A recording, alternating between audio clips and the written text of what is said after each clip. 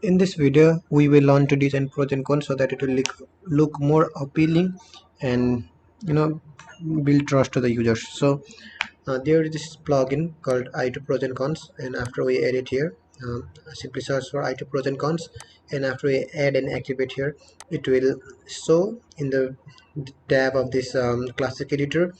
Like you can see it over i2 pros and cons, and here I just randomly came up with some pros and cons. I didn't even research for this product, just a simple pros and a cons. So in order to do this, I'm going to copy. For example, if I want to add pros, I'm going to uh, cut this one, go to i2 pros and cons, into pros, and I'm going to disable this domain title and this, reduce the gap in between pros icon.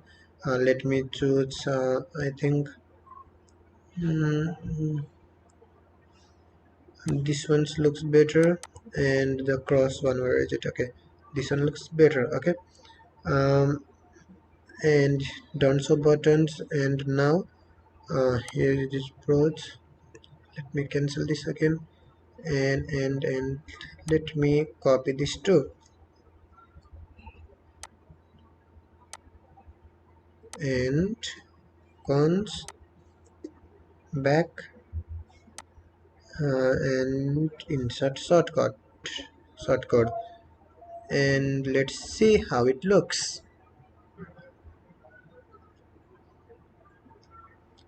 Okay, isn't it awesome?